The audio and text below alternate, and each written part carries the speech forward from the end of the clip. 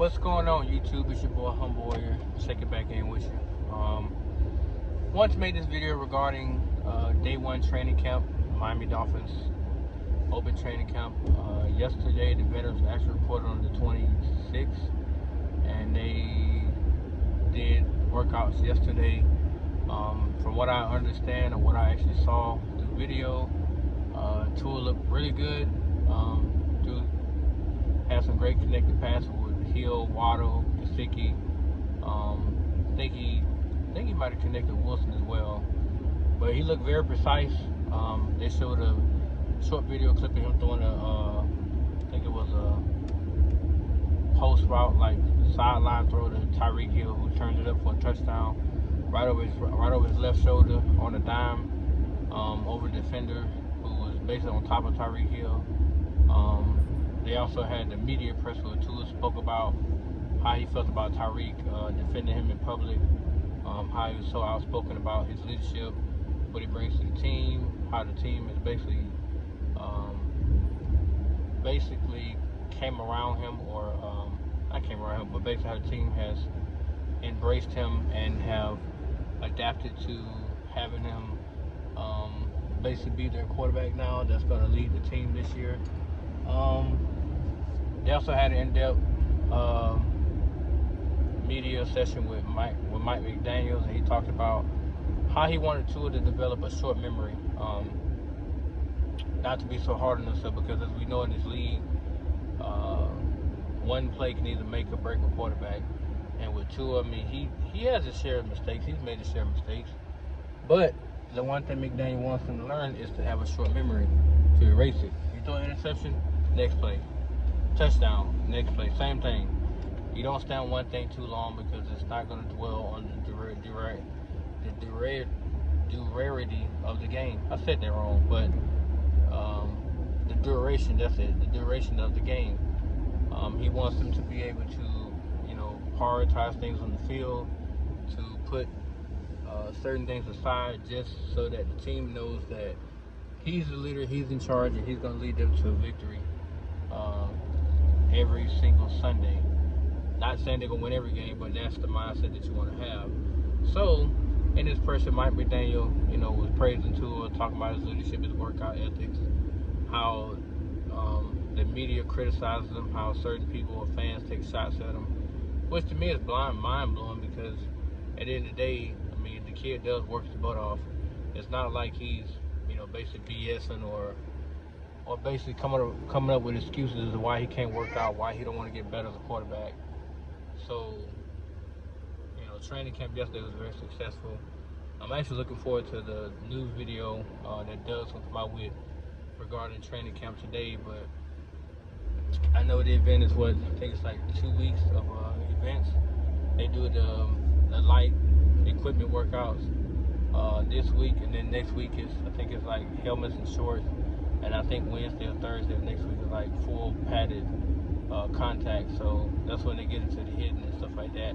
Of course, during training camp, quarterbacks can't be hit, thank the Lord, and they are basically preserved by swapping out, doing reps and stuff. Now, like Doug said in his video from yesterday, people are going to perceive it as, if Skylar Thompson or Teddy Bridgewater take snaps with the first team, people are going to come out with, Tua's losing his job, he's been replaced. You see now they got Skylar Thompson taking reps with the first team, or Teddy Bridgewater taking reps with the first team, or Tua taking reps with the second team or the third team. It's going to get blown out of proportion. But people need to understand that in order to build camaraderie with the quarterbacks, they have to take those reps with those squads or those teams. So, you got me with that one. So with that being said, there's no point in, beating down him about not taking a rep with the first team, or he's getting told that, hey, Teddy's going to take this rep, or Skylar's going to take this rep. It's only to build a camaraderie, so they can understand how that quarterback thinks, or what he likes in certain situations. Because Tua is the starting quarterback. There's no debate about that. I mean, I don't know why people even think it's a quarterback competition between him and Teddy. It's not. They brought Teddy in there for a reliable backup because last season we all saw that Jacoby Brissett was not. If they had the games that Tua went out in, they should have beat Indianapolis. They should have beat. They should have beat. Who else did they lost to another team doing Teddy's. The Raiders. They should have beat the Raiders. They should have never fell behind us in most of those games. But because of the way Jacoby Brissett plays, the offense took a step back, and because of that, the defense had to work super hard to keep the team in the game when it shouldn't have been that way. So with that being said, I feel like they got handicapped. But I digress to say that this training camp, or day one training camp, was very successful. Tua looked very, very good, and I think he will continue it throughout these coming days, especially next week. Now, with all that being said, let me say this disclaimer.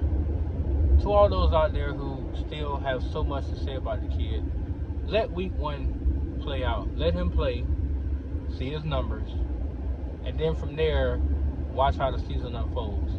I personally think that Tua's going to put over 300 yards on the Patriots defense.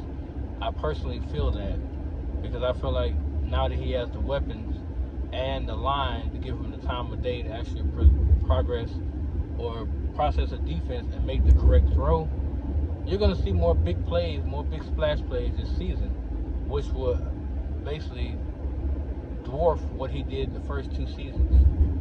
So as long as he stays healthy, I'm not concerned with him throwing a mediocre 140 yards. No. I really think he's going to put up 250 to 300 yards a game, as long as he stays healthy. It's going to be one of these seasons where he puts up about 4,500 yards, about 32, 33 touchdowns, maybe 34 touchdowns. And a lot of people are going to have to eat what they're saying about him. Now, I don't want it to be one season. I want it to be a continuous thing. But we all know the league, it evolves. It catches up to what you do best. But I still feel like Tua will evolve his game, get better with doing things, get better with how he releases the ball, get better with how he commands the offense. And then you'll see the full evolution of Tua on full display. But for this season, I really think he's going to put up big numbers. I don't see him putting up a mediocre, 2,500 yard season or whatever. I just don't see it. I really don't see it.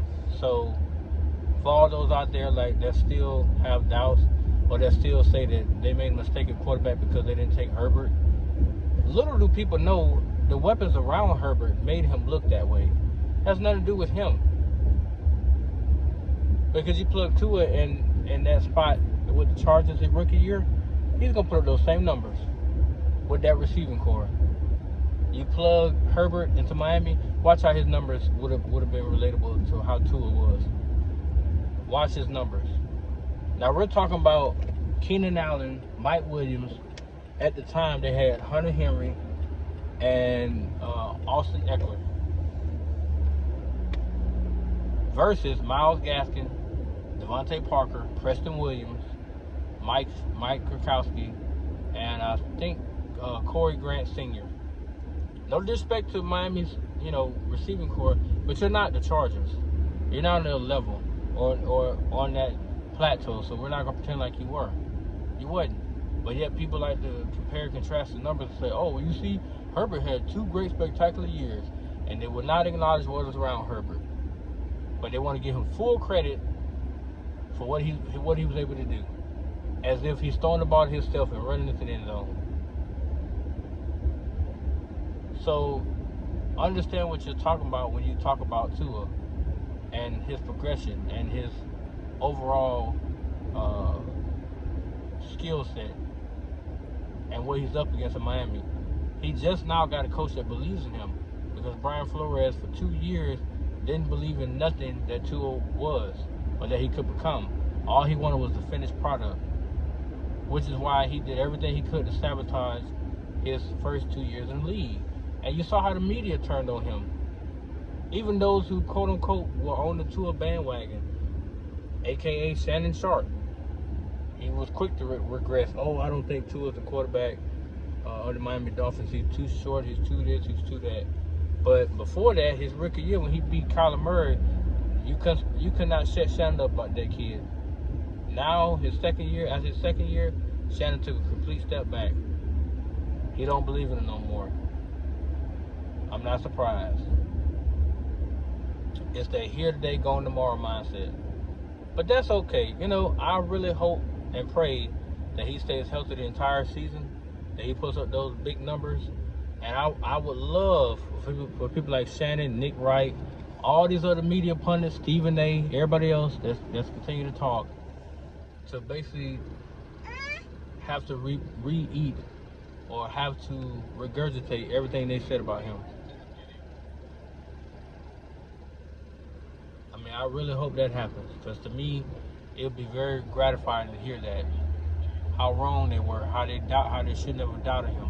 How all he needed was a support system that he never got his first 2 years. And people like Shannon Sharp should know in the league, a quarterback needs support. You can't just put him out there with nothing. I think Tom Brady is the only exception, except Tom Brady had a running game. He may not have spectacular receivers, but he had a possession receiver, he had reliable running backs, and he had a hell of a defense. Now, Tua got the hell of a defense part, but he don't have reliable weapons outside of Mike Krzyzewski and now Jalen Waddle. Those are his two dependable receivers that don't get hurt. Everybody else is a letdown. But you live and you learn. To Tua's credit, he has not thrown anybody underneath the bus, and he never will. So I greatly appreciate that about him. And I still think he's gonna be a Hall of Famer. I also think he's gonna have several Pro Bowls. I really do believe that part, because I can see that in him. But enough about that, guys. Let me know what you think. Like I said, I'm gonna do another video about training camp day 2. If not tomorrow, then I'll try to do it by Saturday, because I'm trying to be more consistent with videos, and I actually like the interaction you guys give. So like, comment, subscribe. Let me know what you guys think, and we'll see you next time. Peace.